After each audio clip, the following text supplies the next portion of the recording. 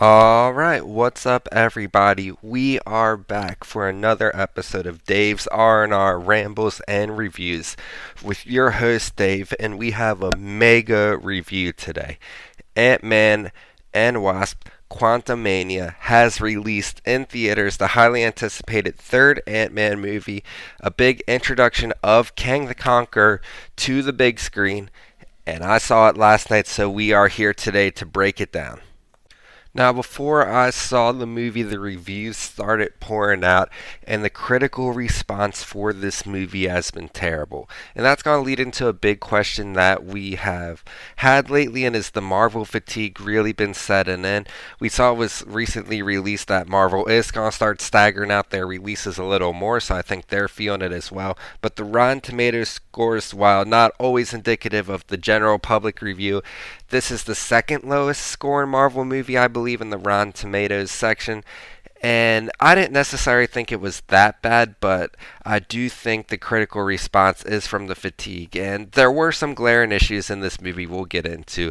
But we'll kind of start with the Ant-Man trilogy being one of the most well-responded ones from Ant-Man 1 and 2. A lot of people loved Ant-Man, a lot of people loved Paul Rudd, so it's been a great success so far, and this movie became highly anticipated because, as we know now, Kang is the next big bad in the Marvel Universe. After everything leading up to Thanos, it's now all about Kang the Conqueror taking over. So while people saw him on Disney Plus on Loki, this is really his first introduction in the movies for us. And this is where we're going to start with our first big pro of the movie. Jonathan Majors did an absolutely stellar job as Kang the Conqueror in this. He really felt at times that he could be the next big bad. He was intimidating. His delivery of his lines were super amazing in this movie, and I can't say enough how great they did with Kang. Towards the beginning and middle of this movie, I did think it fell off a little at the end, but we'll get into that a little later. So, another big pro of this movie, besides Kang being the definite MVP, the supporting cast was great while they got time on screen. These other characters that were introduced to us in the quantum realm were all great. I thought they did an awesome job with MODOK. Some of the other characters I think maybe could have had a little more time to shine in this movie, but overall the supporting cast is great too. And another pro that I have about this movie is the environment. The quantum realm looked completely awesome in this. A lot of CGI for sure in there, but I do think overall the environment was awesome. The different creatures were awesome. Overall, I thought they really did a great job. The scene at the little bar slash restaurant gave off huge Star Wars vibes, so that was cool. So overall, I love the environment, the supporting cast, and Kang as the MVP of the movie. So those are some of the big pros of this movie. Now let's get into some of the cons real quick here. I do think the editing in this movie was super poor. I don't know if it's because of the time crunch, how quick Marvel projects come out and how often they come out. I've heard like the visual team of Marvel has been super overworked. So I don't know if that has anything to do with the editing, but I just thought they were jump cutting around so much. It didn't really have any transition to it at certain points. So I thought the editing of this movie was kind of sloppy. Not the biggest complaint overall, but usually it's not something I complain too much about, but it was very noticeable in this movie compared to past Marvel movies. I think my other kind of big con about this movie that we saw, I thought the final battle was kind of lackluster. It showed some stuff we've seen before, and overall, I just didn't think it had any consequences at the end. I'm sure we're going to see in the future that this Kang who got sucked into the realm of possibilities, I could see that maybe coming back, but I just felt like saving everybody, saving Ant-Man, getting to go back into the real world. I just felt like there were no consequences. I really do think it was set up, and I've heard rumors that he was actually going to be trapped in the quantum realm, but they changed the ending. Maybe because that's already happened before at times with different characters as well. But I just feel like there wasn't really any consequences, and once that final battle started, the final fist fight between Ant-Man and Kang the Conqueror, I just kind of felt like the consequences were lost of the movie. So this leads into the big question, where we are at going forward. We saw in the post-credit scene that, or I should say mid-credit scene these days since we have both, that, this was the Kang that was indeed exiled. There's the whole realm and dynasty of Kangs out there who are now looking to plot to attack all the separate universes. So we're seeing Kang again in the future in infinite various forms. I think they can set up the Kang Dynasty really great with how strong Jonathan Majors is with the character. So I'm really excited to see where they go with that. And then in the post-credit scene, we did see Loki, and that's going to be our obvious transition into Loki Season 2 coming up. Loki, arguably the strongest Disney Plus show up there. It's either that or WandaVision. It's really a 50-50 for me, but I think everybody's excited for Loki Season 2 because I'm sure we'll be seeing a lot more of Kang in that, and that's really going to transition us into the Kang Dynasty. We have Guardians of the Galaxy coming up next too, which everyone's super excited for.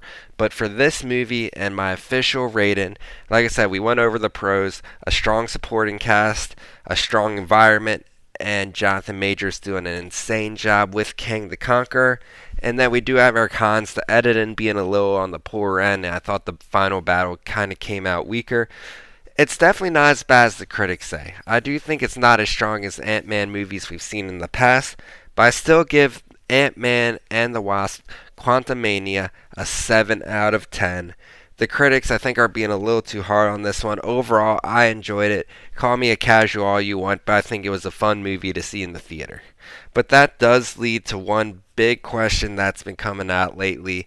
Maybe it's partially the critical response to, is Marvel fatigue a real thing? I know this is something we've talked about on the podcast before, but I think it's becoming more true and more true as each and every day passes. I still haven't even caught up with all the shows on Disney Plus. I just think it's so much to keep up with so much different content that we're trying to keep up with. All these different streaming services have numerous things coming out. It's so hard just to hone in on Marvel and keep up with that, but I do think it's making the quality of the product a little weaker because, the teams are working endlessly on them. I just don't think we're getting as strong of a product as we are before. I think one of the big reasons for this too that I've been seeing get mentioned a lot and I agree with, it's very, very tough to follow up Endgame. Avengers Endgame and Infinity War, it was something that was built up for years and years, movie after movie, and it was something, each movie seemed very self-centered. Like, say, the original Iron Man, it's about Iron Man. Captain America, strictly about Captain America. And we saw these little hints and pieces that were leading towards Thanos, leading towards the Avengers movie. It slowly but surely built towards each other.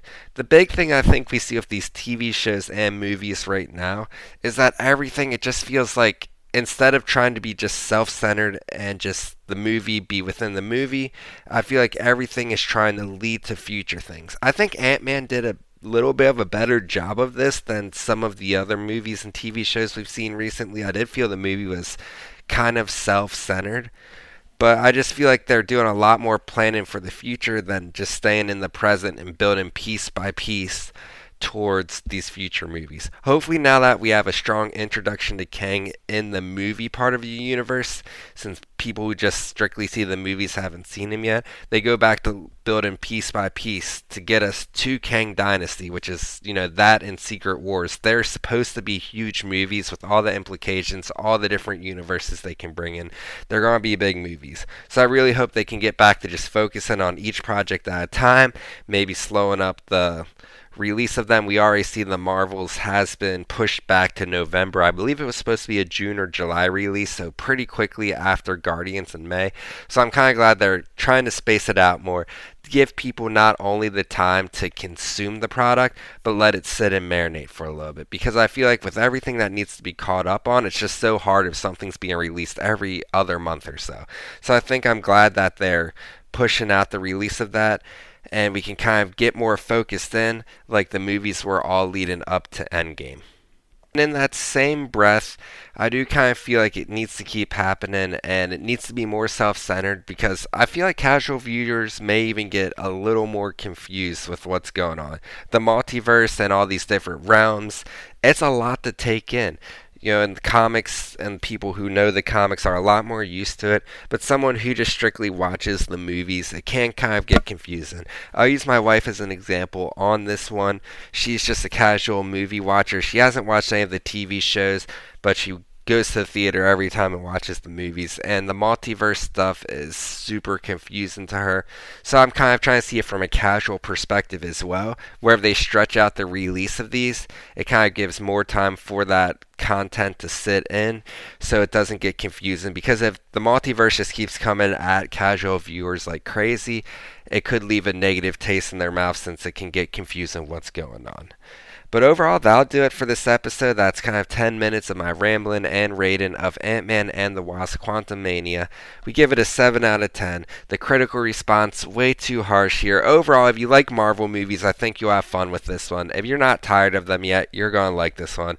If the Marvel fatigue has set in for you, maybe wait a while to see this one. We have Guardians of the Galaxy in May though, so that's super exciting because I do think that is the best thing they've had going on. So hopefully that one's a home run knocked out of the park. I do think it will be because it's James Gunn's farewell to the Marvel Universe.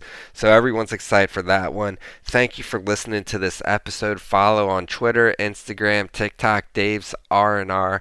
We keep the reviews and everything going on there. We've got all these different things. Wrestling Wednesdays we have going on. I'm sure we'll be talking about Elimination Chamber very soon as that's coming out. So just thanks for listening, and everybody have a great week.